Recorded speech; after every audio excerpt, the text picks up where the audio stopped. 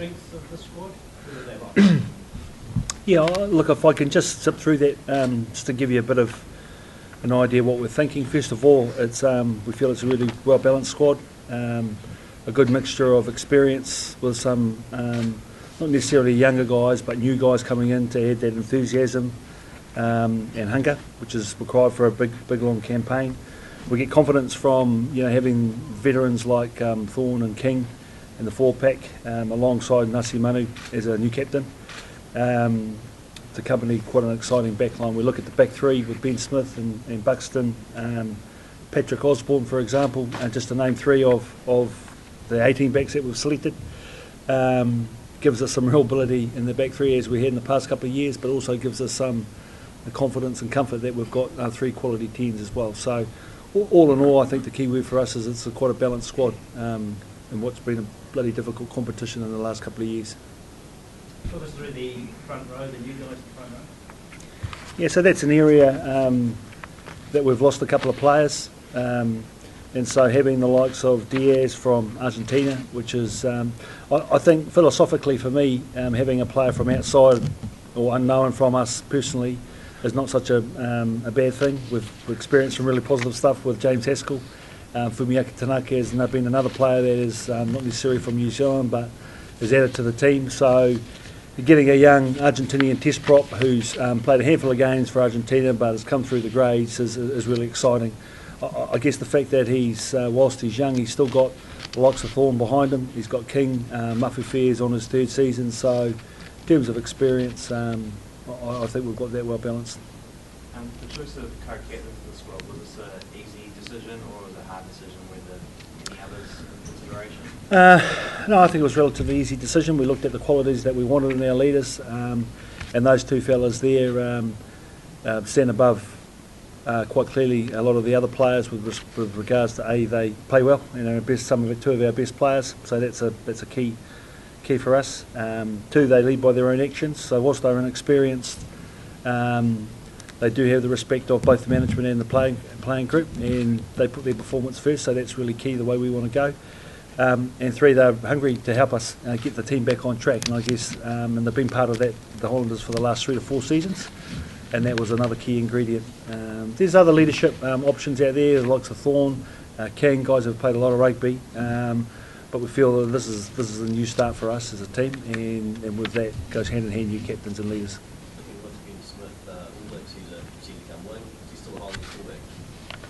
Yeah, at this stage, yep, absolutely. So we look at him first and foremost as a fullback.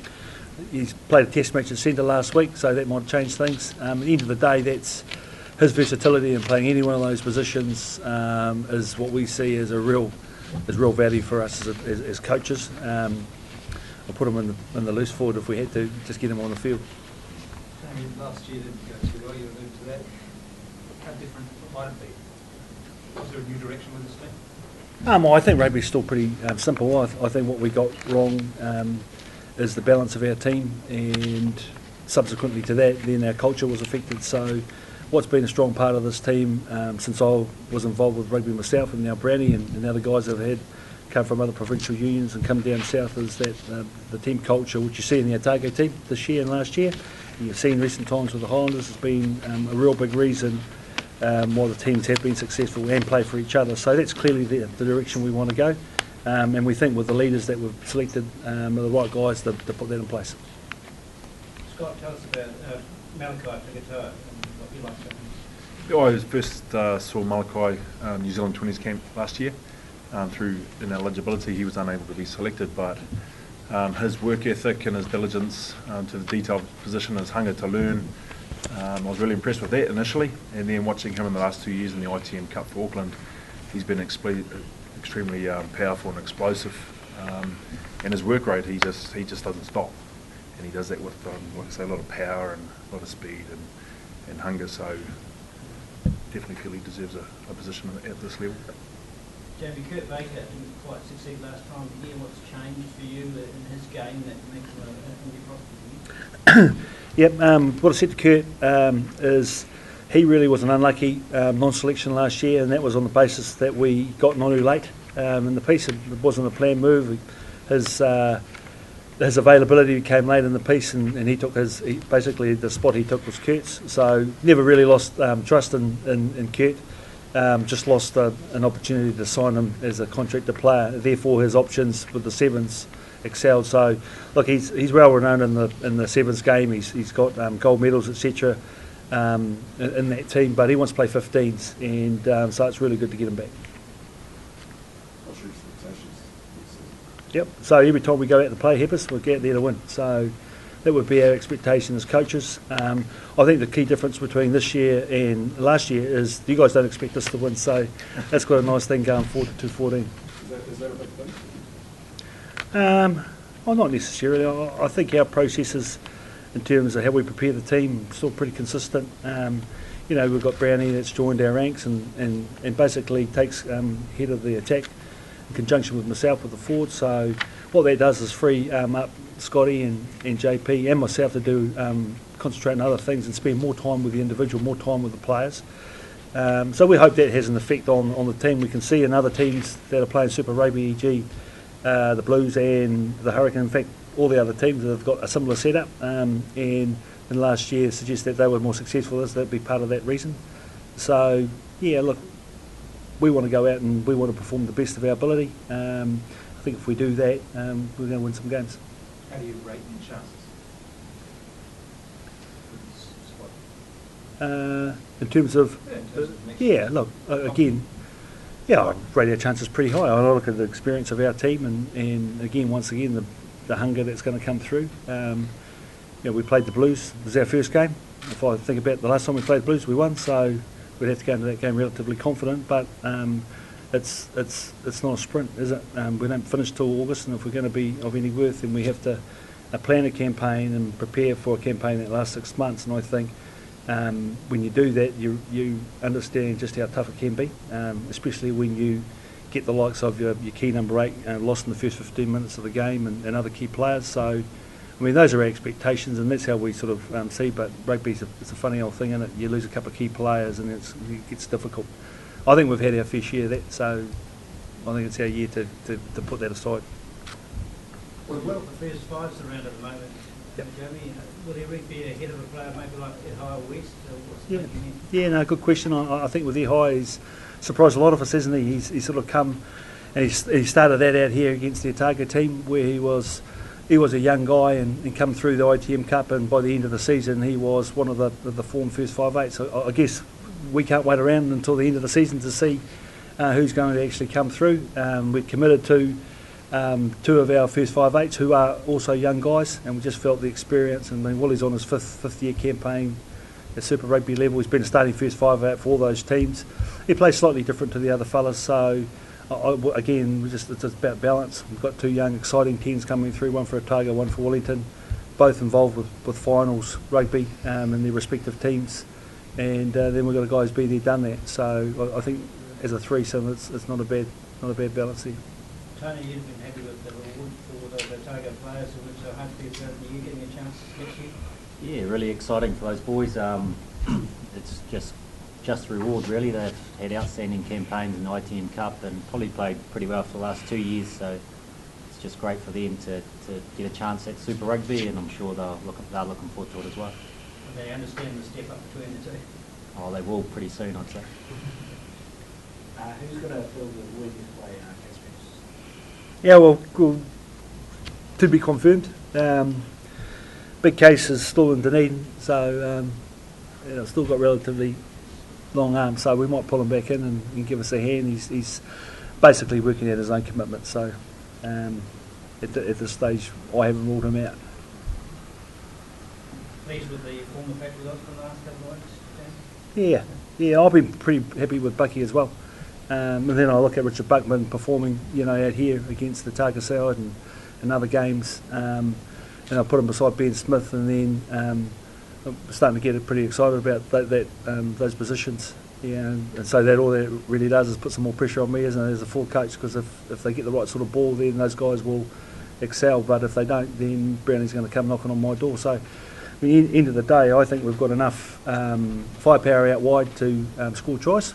It comes back to the simplistic thing about rugby. You've got to get the ball up front and provide it in a way that allows those guys to do what they can do. playing the stadium, does that make a certain Yeah, I think it does. I think another learning really is quite a fast game. It's very different to Test match rugby, if you like. It's very different to ITM Cup rugby. We know half of our games are going to be under the house, so we know we have to play a certain way to win games of football. And where possible, we've selected accordingly. But sometimes there's another 4 teams that are preventing you to do that. Had a chance to look at some of the other teams and who's the one to beat? Yeah, I think this is how I feel, that every time that we play a New Zealand team, it's a test match in terms of its physicality. So all that really means to you guys is that we're a lot sore, a lot tireder, and there's a lot more mental preparation being put into that because guys are playing for All Black jerseys and for bragging rights, within their own country. So we play each other twice, which is a lot different to what it was in 2011. So effectively, that's a bloody tough competition, and I think if you ask any of the New Zealand-based franchise coaches, that's what the answers they'll give you. I'm only interested in the next game. So our first game was against the Blues, and then we played the Chiefs after that. Both games against the Chiefs last year were cliffhangers. I mean, if you saw the match out here, it was a game that went either way. The match up in Waikato was a similar game. So they must win games for us, and but after that we have a bye, would be my point, and we get an opportunity to have a breather. So we've got 3 pre-season games, which are for us to establish ourselves and give these guys over there an opportunity to perform, compete for spots. And then we've got 2 games that we're targeting, and then after that we're going to have a relook at things. I think Dixon was a bit of a standing in last season. Is anything moving him to the flanks? We see him first and foremost as a number 8. I think he's another player who surprised us in the later stages of the competition, where he played open side flanker out here against the Crusaders and performed particularly well against what you'd say is one of the better teams in the competition. So that gave us a lot of faith and trust in his ability in that position. Therefore, we've selected 2 specialised open side flankers in our 32, with a view that Dicko will cover that spot. I think he sees himself as a number 8 and a bloody good one. So, I think we've got a really good. We've got a different. We've selected different loose forwards this year compared to the previous years. There's a lot of competition in the 6th position, the 8th position, and the 7th position. And if we're doing my job properly with the other coaches, when they get their opportunity, the players will know that if they perform, they'll get another opportunity. And I think that's not a bad thing to be. I certainly see that clearly in the Chiefs environment, and they've won the last 2 competitions. Jared and Joe, you alternated between lock and loose forward. Do you look to specialise in this area? No, see them as locks. See them specialise as locks. We got injuries in that department, and so we saw them as a blindside cover, and then they effectively played there on a regular basis. I think that experiment for us at this level failed, and so we're looking especially at the new guys, TJ and Gareth at the back there. We've got Elliot and we've got Nussi, and then we've got 2 open side flankers who in their respective teams at ITM Cup level both played open side and blind side, so who knows, we might get a couple of features out there in some games. This last year obviously didn't go well. What did you do Oh, I think the selection was a key one for us, and I think from a management point of view, when pressure came on, we need the aid of another coach to help us so we can get really specific for the players' needs, hence Brownie's inclusion for the team. I think you blokes, your expectation around what's on paper and what's not on puts a lot of pressure on players, and I think that's what we all have to learn, including the players, and I think in some instances we didn't control that very well. And then I think lastly, we were affected a lot by early confidence and injuries. So a lot of injuries, won't go on about guys, but you take key players, Ellison out for the first 10 rounds, Nussi out for the season. It only sounds like 2 players, but 2 key players mean a lot to a team, and a team with limited experience in those same positions. So that would be probably the big learnings to help us. Can you see any parallels between you guys last year and the Blues this next year? Oh, well, one parallel I saw with the Blues is that they did bloody well at the start of the season and lost 7 in a row at the end, but everyone forgot that. So, so like for us, and what my point there is that they had that spirit, they had that trust, they'd actually built a lot with their culture in the pre-season, which led on to some really good performance at the start of the year. But because they have a young team, they got tired, didn't they? And then they dropped away towards the end, and that's sort of, for us, the parallel for that is 2011, 2012, where we did exactly the same, and we surprised a few people, and we won some games, and then the dial turned, and then there was an expectation about us getting into the playoffs rather than just being a bunch of rugby guys going out there to win games of rugby and proving people wrong, and I think that's what happened to the Blues. The big challenge for them now is that they've done what we've done, haven't they? They've come back and they've bolstered their ranks with superstars, Nonu and Woodcock and Benji Marshall and others, so it feels like they've got our jersey on and we've got theirs on, so it's not a bad thing. All right, so One now. of those, one of the coaches. No, talked to both of those guys about that. I think one's clearly in the forwards and one in the backs. They will need structures and helpers so they can actually lead in the way that they are as players. They're different types of leaders to Jamie and Hori, so we've identified that. I think depending on the position and where Bender plays, if he's playing at fullback, hard to be on the job leader, but having said that, we see our 9s and 10s running the game anyway, so on-field leadership effectively always resorts to our playmakers being 9 and 10, so we've got to get it. What we've learned off the field, we've got to get the culture right with our team, and hence those two fellas there have been selected accordingly.